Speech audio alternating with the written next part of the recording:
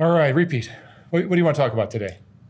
The domestic violence that I witnessed as a kid between my mom and her boyfriend, and how it affected me, and how it actually evolved into my relationship, where I thought it was actual, way to live. I thought it was normal.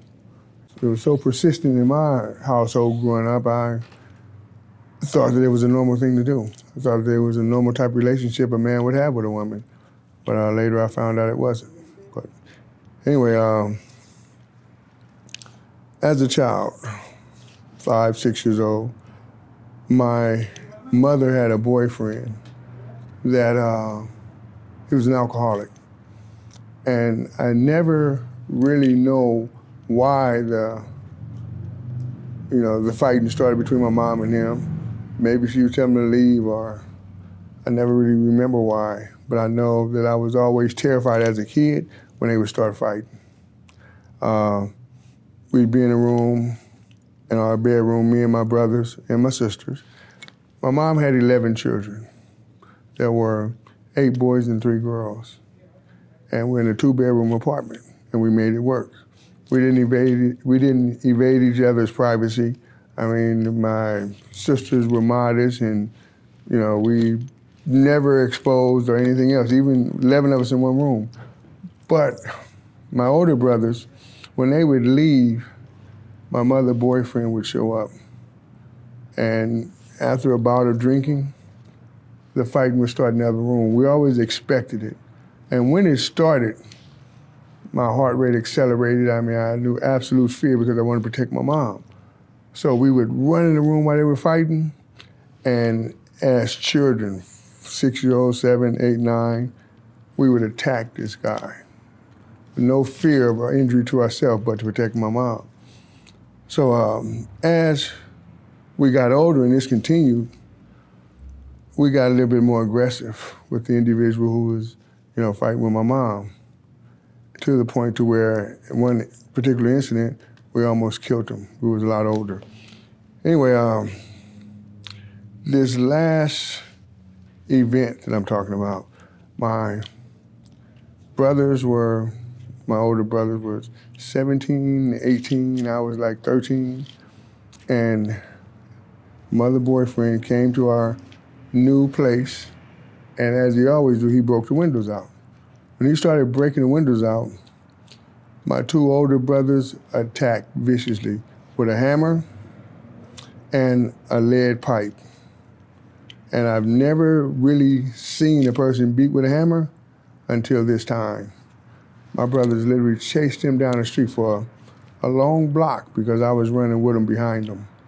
And each time they swung, they made contact. And each contact, you'd see just the skin split open and the blood spray, and for this whole block until the police intervened. Somehow they seen it, they intervened and stopped it, took both my brothers to jail. The story unraveled that he broke out the windows, he attacked my mom and a variety of other things, and they were released. Growing up watching these things, I thought it was normal. As a teenager, when I got a girlfriend, when I got mad, I would get physical with her. I would literally put my hands on her. I would slap her, hit her, whatever. I thought it was a normal thing to do because I seen this take place as I grew up. I didn't like it, the fact that my mom was the victim, but now here I am making somebody a victim. So I would hit my son's mother. I would really hit her. I wouldn't try and kill or damage, but I still did the wrong thing by putting my hands on her. I really hit her. I hit her enough to where she decided to leave. There's a particular song that says there's a thin line between love and hate. That was the road that took place at this particular time. I came home, I was 16, 17, we lived together. I came home and she was taking stuff out of the house and putting it in her mother's car. And the police were there. And I was aggressive toward the police because as a child growing up, I mean, I seen a particular division called 77 Division. They used to take my brothers and other people into an alley, and we can be going by, and we would witness, actually watch them pull a person out of the car with handcuffs in the alley and just beat them down. So we knew what they were capable of. So I was more aggressive as a teenager toward them, thinking I wouldn't let it happen to me, and I was invincible. So when they were there, I really got heated. I found out she was leaving, and I could not understand why. I didn't know why. But I asked her, could I talk to her? We moved away, and I closed our bedroom door. They started pounding on it, and I threw the door open, and I almost attacked her, but she begged me to stop, and she listened to me. She told me she was all right. So they moved down the hallway, and we talked, and she told me she was leaving. I learned about love growing up. I learned all the nice things about love, the SpongeBob things, the holding hands, the romantic things, but I never knew that devastating, painful side of it. When she left, the only thing I can think of was suicide. And I thought about it a lot for a long time. A person who wants to commit suicide doesn't talk to other people about it. You never know that they're going to do it. I researched it. At this time, the #1 method for suicide was self-inflicted gunshot wound. It was with a shotgun, and I had one. And it would be in the mouth instead of under the chin, because under the chin you make a mess and you leave it for your family to clean up. So that was the #1 method that I researched that people utilize. The second method, which was about 92%, was hanging. A person hangs himself, they got to get rid of everybody. Like Robin Williams, he made sure everybody was gone so they wouldn't find them. Usually they get found and they go into a vegetative state. The #3 was carbon monoxide poisoning. I didn't want to do that, I didn't have a garage. 4 was sleeping pills. Sleeping pills have been made and processed into such a way to where you have to take a whole lot of them, and it takes a little while for the effects to take place. The last method, the least favorite method, was the plunge, jumping from a high building or high platform. The way I chose, I thought I would just take a lot of pills. I chose that way. I figured you'd just go to sleep and you wouldn't wake up. But my mom found out. I guess she sniffed it out because I was in this depressive mood. I guess she sniffed it out. And she found my sleeping pills that I had purchased, and she got rid of them. She told me that if it didn't kill me, it would make me stronger. You don't want to hear that when you're going through it, but I did. I listened, I prayed, I did everything that I was told to do.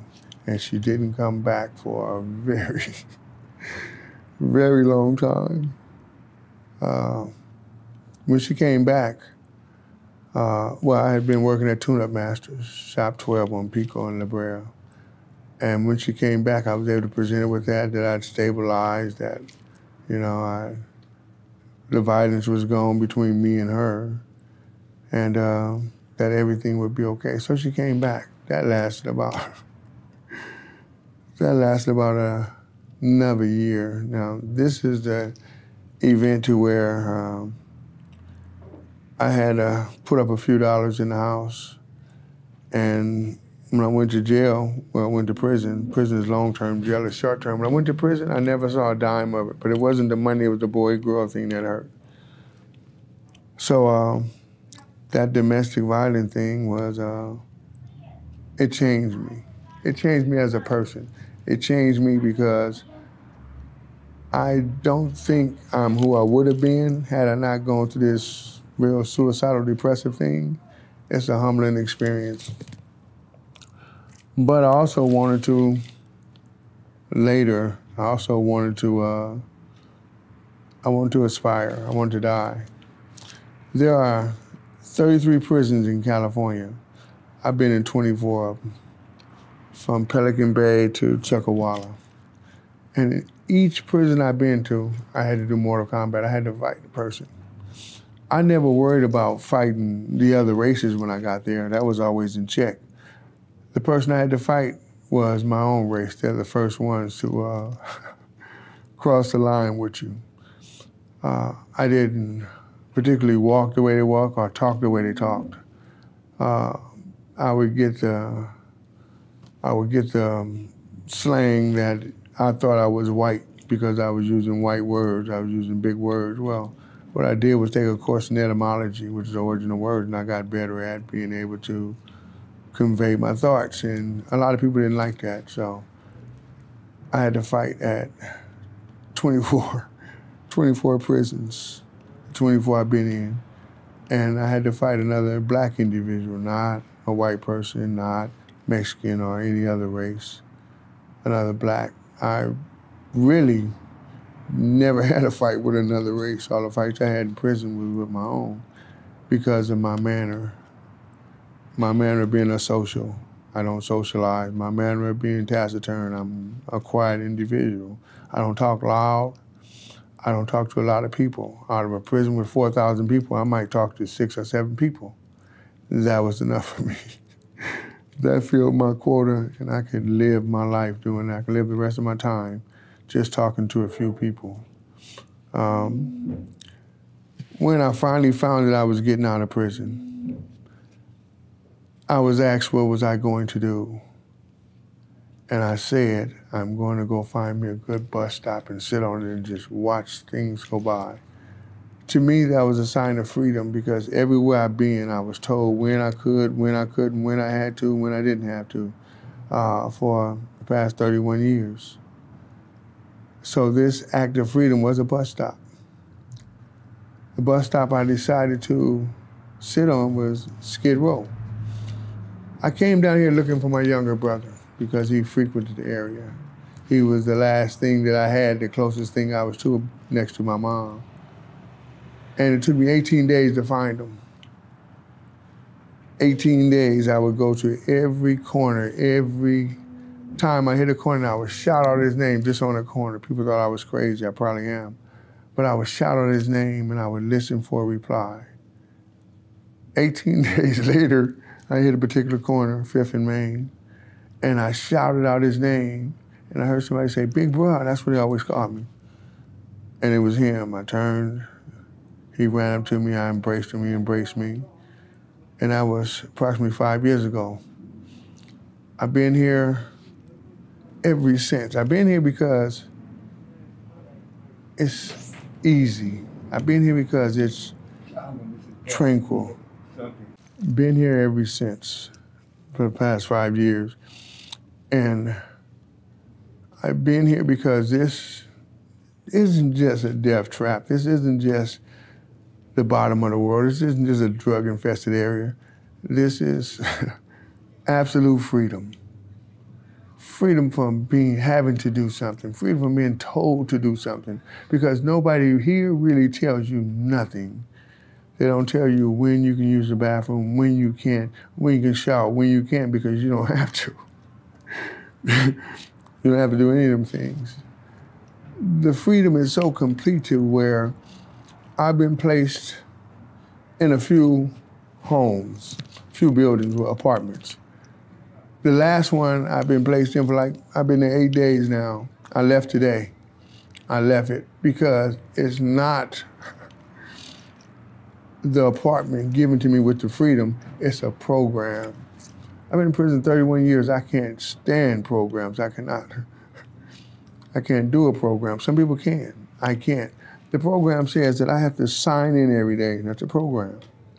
The program says that once a week I have to meet with a caseworker and a VA representative who's a psychologist or psychoanalyst, and I kind of refuse to do that. I don't want to do it because then that takes away my freedom of not having to do it. This is mandatory for me to keep this room. So I gave the room back. I'd rather sleep on a bus stop. which is what I'm going to do, because it's my freedom. It's a complete freedom. It's the freedom of having to do nothing and nobody tell you or making you do anything.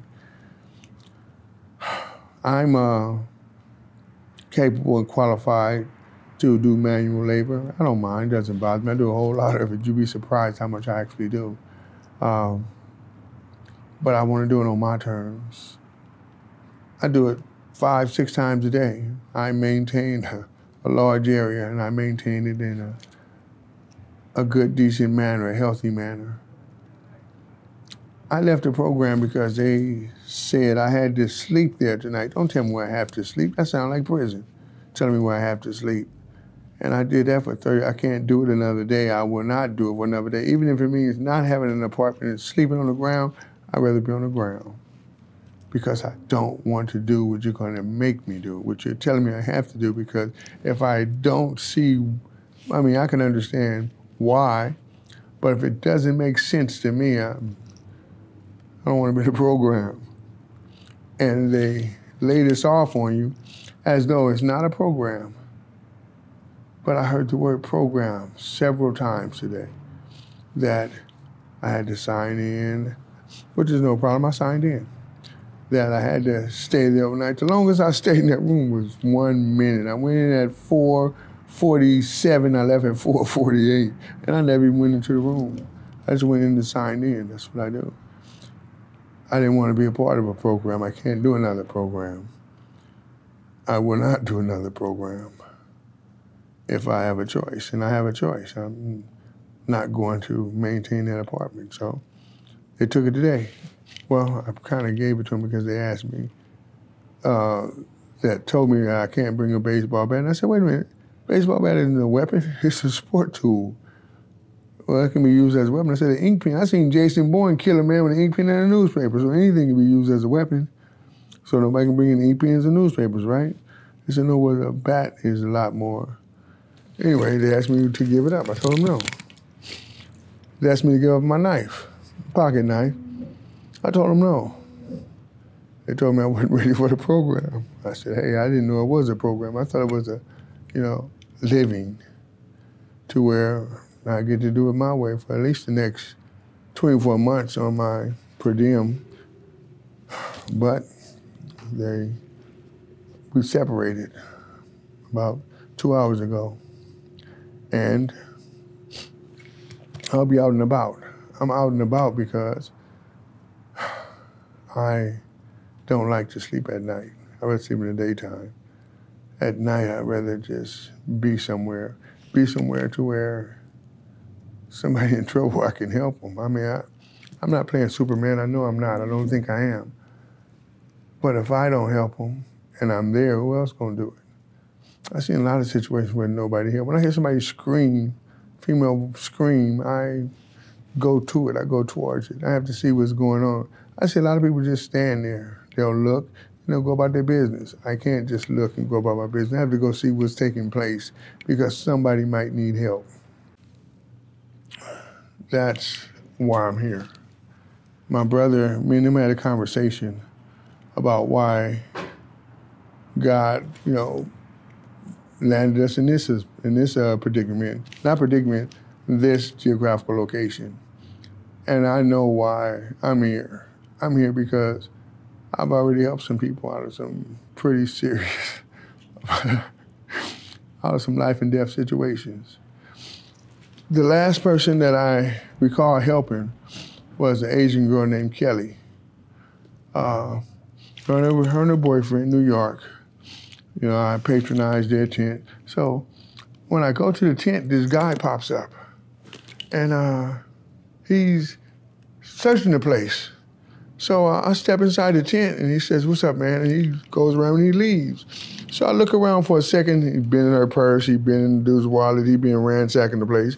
And I look at her and I can see her eyes rolled up, the whites. So I go up to her and I call her name, she don't say nothing, and I slap her. She doesn't move, she doesn't even feel it. So I lift her up, her eyes roll back down, and her eyes are fish eyes, which means lack of oxygen. I give her CPR for about the next 30 minutes, but the first minute, I wake him up while I'm doing it, And I'm giving her CPR, I'm giving her mouth to mouth, and he says, "Yo, man, what the hell you doing?" I said, "Well, either I'm kissing her or I'm giving her mouth to mouth, one of the two." He said, "Hey, I can do that." I said, "Well, go ahead, breathe for it then." And he didn't know how to breathe. He didn't know the mouth-to-mouth resuscitation process. He blew gingerly. He had to blow forcefully and put air into her lungs. He wouldn't do it. So I pushed him to the side, I told him to go get help. 20 minutes later, the ambulance showed up. I had resuscitated her. I gave her the Narcanon. What they did was the guy had gave her, she smoked crack. The guy had gave her fentanyl in the screens. This is what they're doing now. She changed her screens, the Brillo, in her crack pipe and put Brillo that had fentanyl in it. And when she inhaled the fentanyl, less than 10 minutes later, she was in a cocaine-induced coma, a fentanyl-induced coma, because she was out of it. Well, we know a large percentage of people who touch fentanyl die. So she literally died. I resuscitated her. She came back. She was normal. She was real ginger after that. But 2 days later, somebody did it again. I wasn't there. And she died. And I consider her a friend. And it bothers me now, but that's what they're doing. They're giving fentanyl inside these drugs now. And it's killing a variety of people around here and everywhere else. Well, they have fentanyl testers where they give it away. You put it in the solution, and if it has fentanyl, it turns a particular color. I would advise a lot of people to get that tester. If somebody gives you something, or you buy it, test it. Because the fentanyl is designed, well, putting these drugs to addict you so that you will need this drug from this person. So what they do is they get a turnover base. But a lot of people are dropping dead because of the fentanyl. Or maybe it's their time, I don't know. But I pulled back. I've counted, she was the 19th person in 5 years that I resuscitated down here. And I couldn't and won't be able to get to everybody, but the ones I can, I have. It's taking place. And it's a growing sensation because the ones who live through the fentanyl get addicted to the fentanyl and they don't want anything else. Nothing else will do. They grab it and they hold on to it. And it's the most addictive thing I've seen in my lifetime. And I've seen some addictive potions. It's a terrible thing, that fentanyl and that spice. They're both definitely addicting. I won't use them. I won't give them away. I won't sell them to anybody. They're vicious. So anyway, I've been here 5 years and I'm ready to go. Tired of watching movies around every corner. It's time for me to go. It's time for me to go back to work and just get up out of here. I mean, it don't have to be far, but it can be here. And I think that if and when I'm able to interview again, it'll be letting you know that I've left here and I've settled somewhere else. Not that I won't come through, because everybody has to come back to Dante's Inferno and try to pull somebody out like Dante did. My time is coming to shine and all my dreams are on their way. But it's time for me to go. Even if my brother don't go, I'm leaving. I'm out. Repeat, I hope you make it up. You said this before. Yeah, but it's time to go. I was hoping he'd go. He left and he came back. I got my place and he came back and I had this, because my thing was I can't let anything happen to him. And he's not gonna let nothing happen to me. But I can't live, I'm tired of it. I'm tired of it. Because I'm either gonna hurt somebody or somebody gonna get rid of me. And I don't want either one to take place, so. It's been fun, but I'm going to run. Next interview, if I have one, will be letting you know I ran. And how far I got. It's time to go. Good. That's good to hear. Appreciate it. All right. Thank you. You're welcome. Is this the girl that died?